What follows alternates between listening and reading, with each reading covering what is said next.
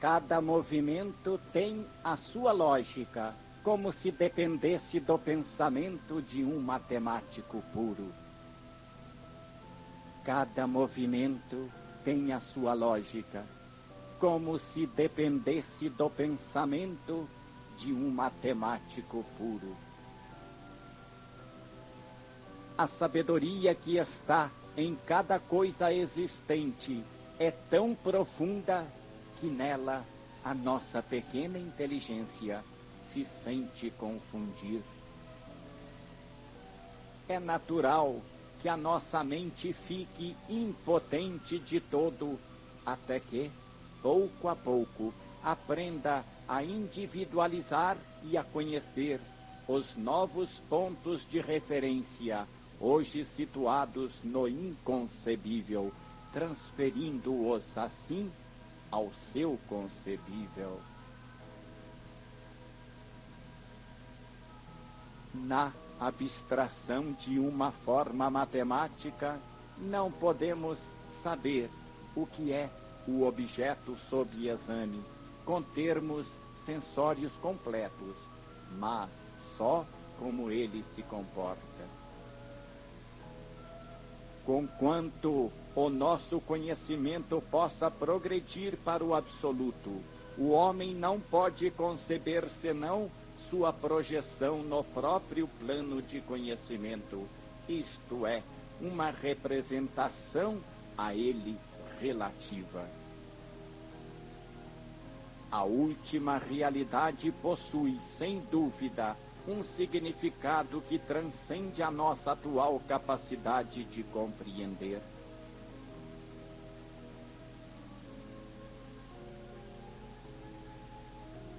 A ciência chega, assim, a sentir atrás dos fenômenos a presença de uma mente diretriz que, por certo, conhece muito bem as regras que os geram. As matemáticas não chegam a descrever a natureza da última realidade, porém sabem estabelecer as relações que regulam as várias partes, o seu funcionamento, isto é, o pensamento que tudo rege e guia. E que mais é isto, senão o Espírito, a lei, Deus?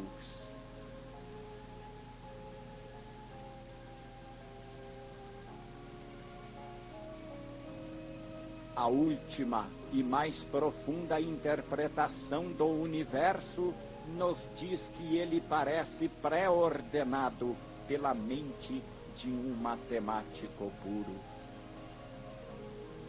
A descoberta do desconhecido não é senão o resultado de uma maturação do meio, psique humana, cuja compreensão é limitada e dada pelo grau da sua evolução. Em outros termos, o limite do conhecimento está somente na natureza humana, e ele se desloca porque esta evolui. Daí a progressão na conquista da verdade, de maneira que o homem não descobre o universo, mas a si mesmo. O homem cansado na subida para sair do antropomorfismo livra-se da ilusão só para se avizinhar do inexprimível. Cabe-lhe saber, na ascensão, exprimir o inexprimível, isto é, evoluir a sua psique para saber introduzir nela uma representação do real, hoje inimaginável. E assim, o inconcebível é gradualmente conquistado no concebível. O universo fenomênico adquiriu um sentido muito mais claro e profundo quando ele foi visto com o olhar da matemática pura. Isto é lógico, porque quanto mais soubermos ser abstratos, tanto menos seremos materiais e antropomórficos, e tanto mais chegaremos perto da realidade, que é de natureza abstrata. O concreto tornou-se irreal e o espiritual real. Quando subirmos para os mais altos planos do conhecimento, nos avizinhamos do centro em que se dá a unificação de todas as coisas, para a qual tudo tende, evoluindo. Então acontece que o cientista e o místico se aproximam tanto um do outro que chegam quase a tocar-se no mesmo terreno. E eles representam tudo o que chamamos ciência e fé.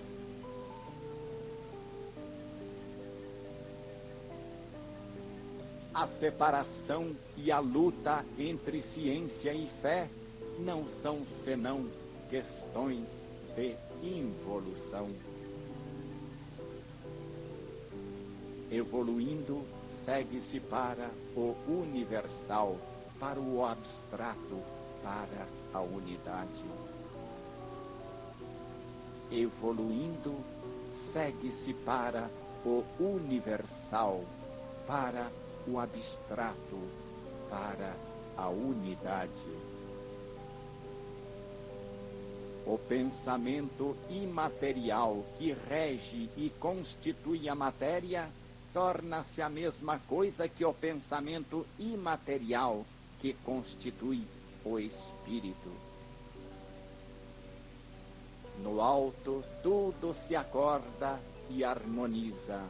Então, tudo se unifica num mesmo plano, onde trabalham juntos e concordes o cientista e o místico, o matemático, o musicista, o poeta, o santo, onde a ciência é arte, a matemática é filosofia, a pesquisa é prece, onde tudo se funde e é o mesmo impulso para o mesmo único centro, Deus.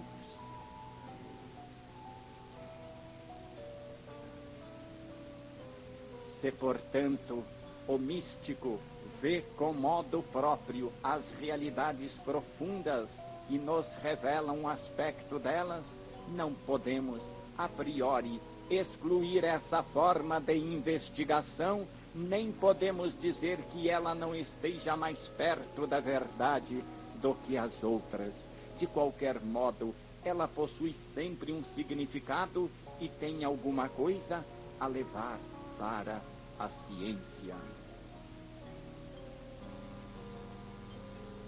Nos capítulos precedentes, vimos como a concepção einsteiniana possa ser orientada e continuada no campo filosófico. Agora, aquela concepção pode continuar também em forma mística, numa visão universal. A intuição mística encontrou confirmação na mais recente físico-matemática, e esta nos conduz àquela. A intuição mística encontrou confirmação na mais recente físico-matemática, e esta nos conduz àquela. O místico que alcança a sensação de Deus, alcança a prova completa e não procura outras. Para o místico, o Deus que tudo invade poderá ser a mesma lei onipresente e perfeita que para o físico tudo regula. Nenhum caminho deve ser desprezado para enfrentar o mistério. Ele é tão profundo e complexo que todo auxílio nos é necessário. O mistério é tão vasto e múltiplo que todos os caminhos podem conduzir à sua solução. Toda nossa incompreensão dos últimos problemas é questão de imaturação biológica. Termina por ora a nossa corrida no campo da ciência moderna. Temos comprovado e desenvolvido muitos conceitos sumariamente expostos no começo de A Grande Síntese. Reunimos ainda as conclusões filosóficas e místicas do capítulo Deus e Universo, com as da mais moderna ciência físico-matemática. Assim, a nossa concepção da estrutura espiritual do universo concorda com a atômico-dinâmica dos maiores físicos e matemáticos odiernos. A ordem moral em que se movem as forças espirituais funciona em harmonia com a ordem dinâmico-física concebida segundo as últimas teorias da relatividade de Einstein, dos quanta de Planck, da física estatística e quantística, do contínuo quadridimensional e do espaço curvo. Aqui vemos como essas teorias se podem desenvolver no campo filosófico, nas teorias conexas, desenvolvidas na primeira parte de A Grande Síntese, pelas quais o mundo físico-dinâmico é conjugado com o mundo moral.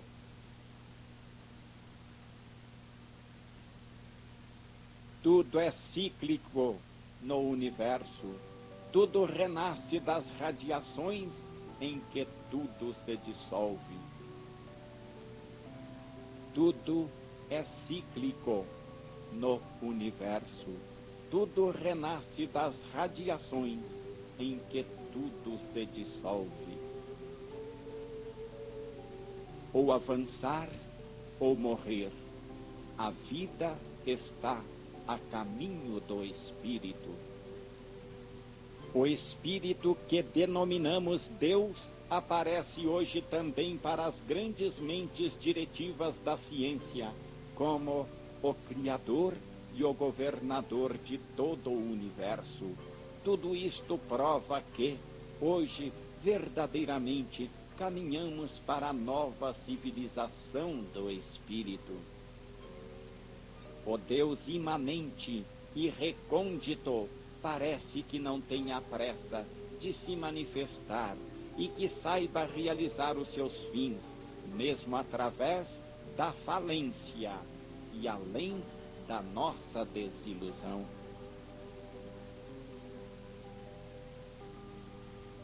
É lícito suspeitar que toda derrota não seja senão uma vitória transferida, porque para a vida o tempo não falta. É lícito pensar que a derrota seja a condição de uma vitória maior. Deus parece dar-nos força e falar muito mais potente para nos dizer: vai, vive, luta, resiste, age, mas vive. Quando o santo tudo sacrifica, até a vida pelo ideal, é a voz de Deus que diz: vive. Não conseguir por enquanto o que deseja não constitui derrota, mas faz parte da estratégia de conquista. A verdadeira fé não é um estado inerte e passivo, mas uma arma que deve ser refinada, uma posição de vanguarda que deve ser consolidada, que pode vacilar e que se pode perder, mas que se pode reconquistar. A fé sentida é uma força útil na grande batalha para a evolução, para a conquista no espírito e ascensão para Deus. A fé é um novo sentido, um tentáculo estendido para o ignoto, num poder de intuição que se pode errar, mas que, errando, se corrige, se aperfeiçoa, se consolida. A esperança que a vida nos impõe, ainda quando tudo pareça perdido, é um instinto que vem do Deus presente, que quer que vivamos ainda. Instinto que irracionalmente parece saber que, não obstante tudo, derrotas, dores, a própria morte, a vida continuará.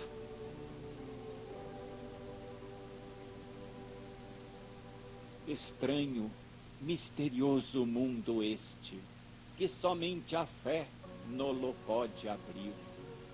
Por momentos, ele se abre de par em par, depois se torna a fechar.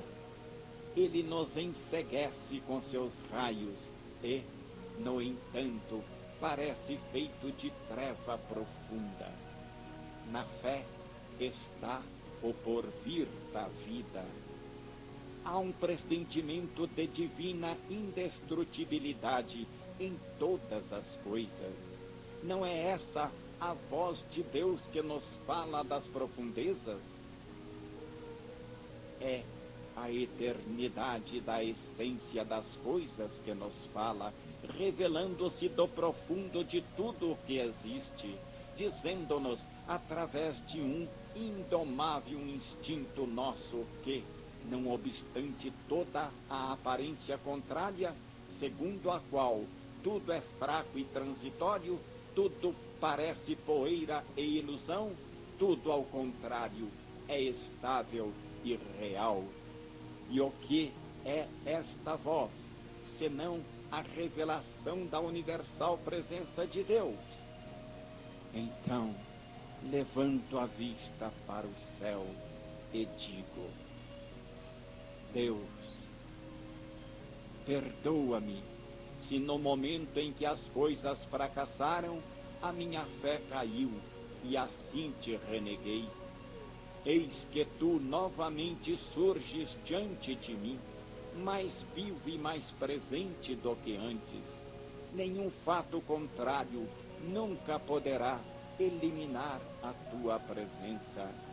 Tu estás aqui e eu te escuto.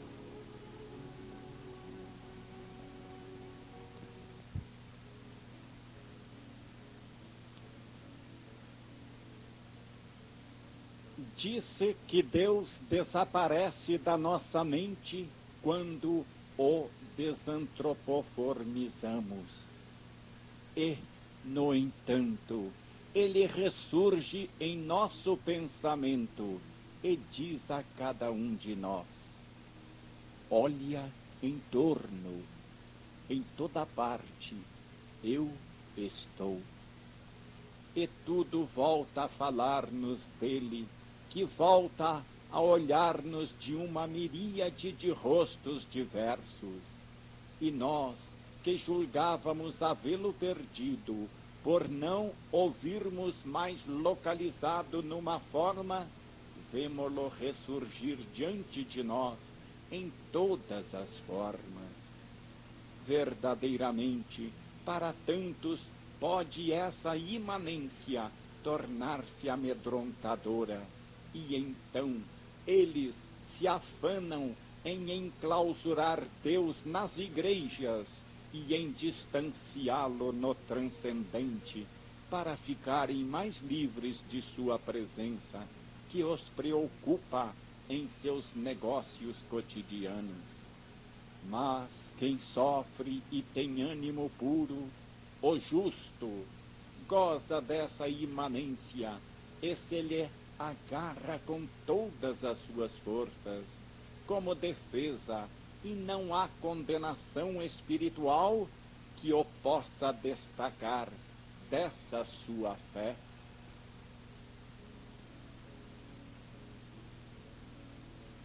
Tudo é relativo em nosso universo, que é relativo.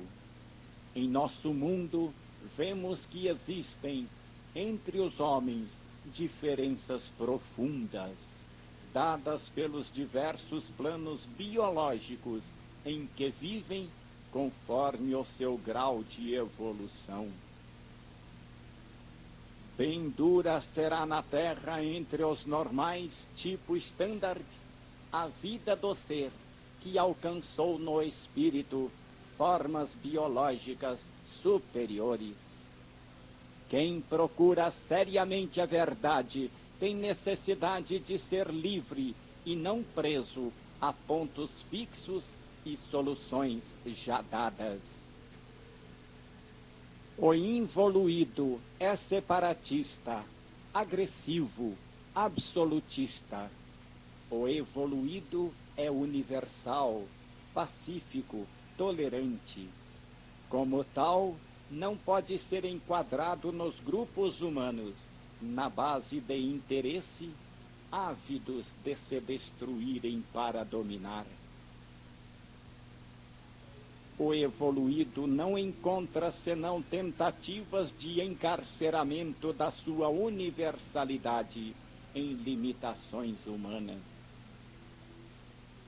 É no espírito que está o porvir único da vida. É preciso compreender que certos desequilíbrios são necessários como condição de equilíbrios mais altos, que assim se vão conquistando. Formou-se desse modo uma pseudopatologia. Entretanto, quando o novo tipo biológico de amanhã começar a formar-se com maior frequência de casos, deverá nascer essa nova medicina que contempla os distúrbios evolutivos e as perturbações orgânicas e psíquicas geradas pelo transformismo biológico, que tende para mais altas formas de vida.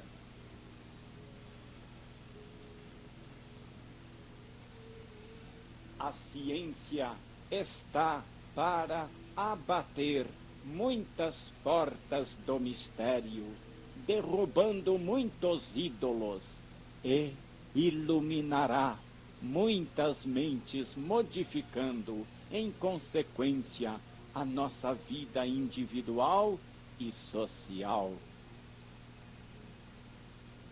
Atrás do mundo das aparências, há um outro mundo, os das potências.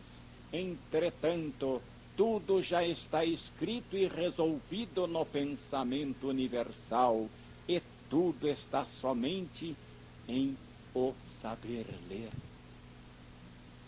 Atrás do mundo das aparências, há um outro mundo, o das potências. Entretanto, tudo já está escrito e resolvido no pensamento universal, e tudo está somente em o saber ler. A solução de todos os problemas está em ideias ou ondas pensamentos que já existem e circulam na atmosfera espiritual do cosmo. Nada há a descobrir, é só saber evoluir e, consequentemente, sensibilizar-se, e tudo se tornará visível e evidente. Trabalho este que cabe ao evoluído, àquele que os demais consideram o grande imbecil da vida, porque ele não rouba, não esmaga, não mente. Trabalho que deve equilibrar o de uma ciência que o involuído não sabe utilizar, senão para a morte e a destruição. Não é o revolucionário louco ou egoísta que mente em vantagem própria, mas o revolucionário sábio que trabalha em contato com o pensamento de Deus, em harmonia com as leis da vida, que faz parte dos insuprimíveis ímpetos evolutivos. A ascensão em todo o campo é a grande lei do ser, o princípio fundamental do universo, sustentado pelas maiores forças da vida. Pode-se matar o homem que personifica essas forças, mas elas estão acima de todo o poder humano e não se podem destruir. Deus está com os homens que se sacrificam por esses escopos de ascensão humana, e para cada um deles que se mate, renascem 100. O esforço da vida é fugir à paralisação dos mundos inferiores e evadir da imobilidade e do determinismo das leis dos planos mais involuídos, para conquistar liberdade e domínio. Contra a morte, o ambiente hostil, as forças do mal, o egoísmo do involuído, a vida quer subir para Deus. Esta é a lei. Por isso, a vida arrisca o novo, imola tantos exemplares para explodir da forma para o espírito, para evadir da matéria, para elevar-se, sempre insaciável de superamentos. Assim, a vida lança os seus campeões e para esse fim também os sacrifica, mesmo sabendo que arrisca a sua parte melhor. O pensamento criador, concentrado nas formas inferiores, não está morto. Ele está aí prisioneiro, mas pronto a se desencadear em energia, e a energia em psiquismo, porque quer se libertar e retornar a ser ele próprio. E eis que, no fundo de todo conceito, reencontramos sempre a vertigem do infinito.